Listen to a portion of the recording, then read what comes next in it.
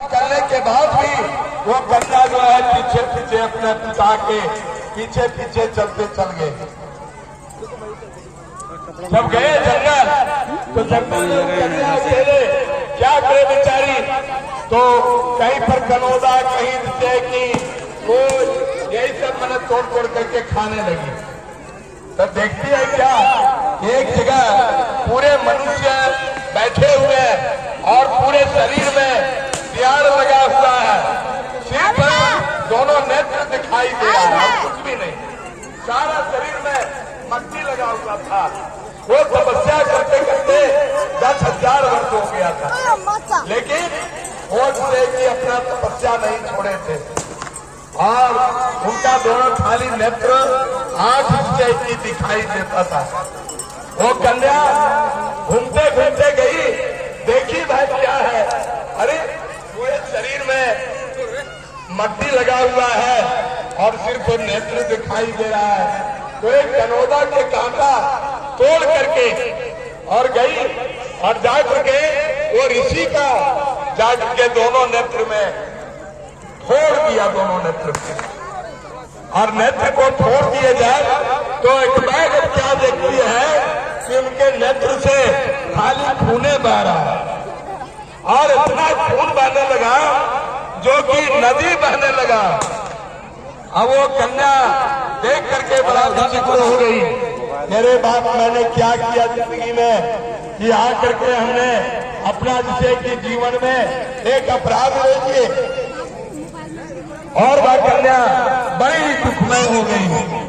फिर वो ऋषि जो थे श्राप दे दिए, हे कन्या जाओ तुम्हारे पिता के राज्य में सारा मलमूत्र इत्यादि सभी बंद हो जाए, यही उनको श्राप दिए। अब पूरे राज्य में उनके भौम्य राजा के राज्य में मलमूत्र बंद हो गया, सभी प्रजागण राजा इत्यादि सभी दुखमय होने लगे, जान जाने की तैयारी हो गया। फिर वो राजा बड़ी गए पराशर ऋषि के पास, गए वहां तो पराशर ऋषि अगम दिगम के जानने वाले ऋषि थे। कहते हे राजा आप मेरे पास आए हैं तो ठीक है, लेकिन आपकी कन्या जो है वो ऋषि के नेत्र फोड़ दिया है और वही श्राप से आप लोग को दुख हो रहा है। कहन की तो उसका उपाय क्या किया जाए महाराज? तो पराशर ऋषि कहे कि कन्या आपको उन्हीं को दान दे देना पड़ेगा, उन्हीं के सेवा से। राजा वैसा ही किए। फिर वो कन्या अपने रथ पर बैठा करके लेकर के और वह ऋषि को लेकर के दे दिए। वह ऋषि का नाम क्या था? जिसे कि उनका नाम था चम्मन ऋषि, और वह चम्मन ऋषि जिसे कि बैठे हुए थे वहीं पर जाकर संकल्प करके और वो कन्या को दे दिए। कन्या इसी तरह से नित्य प्रतिदिन स्नान करे और एक लोटा जल उनके माथा में चढ़ावे। जल चढ़े उसी तरह से फिर छूटते छूटते मट्टी पूरे हड्डी दिखाने लगा।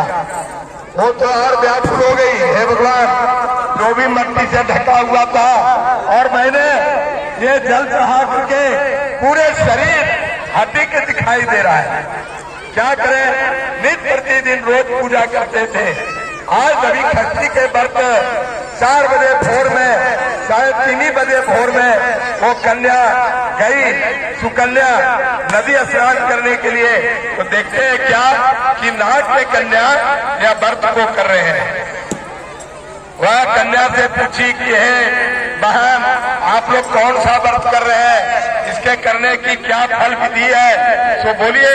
कहेंगे अरे भैया ये जो है व्रत बहुत बड़ा व्रत है, इसमें मनुष्य को 4 दिन निराहार रहना पड़ता है। एक दिन नहाना खाना, दूसरा दिन 1 किलो हर, तीसरा दिन उपवास, फिर चौथा दिन उपवास। इस प्रकार से 4 दिन तक इनका मैंने निराहार रहना है और सूर्य नारायण के व्रत करना है। कहती है माता आप हमको भी कर दीजिए, हमरा भी संकल्प करा दीजिए। वही नाग कन्या लोग उनके लोटा में जल भर के और भोग करके संकल्प करके दे दिए और वो जाग के ऋषि को जैसे कि चढ़ाए आज के दिन में जल, जैसे कि चढ़ाए पूरे शरीर में मान भर गया और जिस तरह से उनका शरीर था वही शरीर उसी तरह से फिर तैयार हो गया।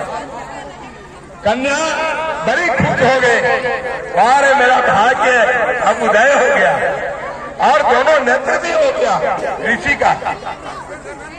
वैसे कि बड़ी खुश होकर के अपने पिता को निमंत्रण दिए, हे पिताजी, हमारे जो आप मुझे पति बनाए थे उनका मेरा सारा शरीर नेत्र सब चीज मेरा बन गया मेरे तपस्या से, ऐसा आइए और लेकर के चलिए। फिर राजा आए, राजा लेकर के घर गए और जैसे कि कन्यादान किए पूरे गांव में माल मूत्र इत्यादि रोग व्याधि जो भी था सभी छुटकारा हो गया।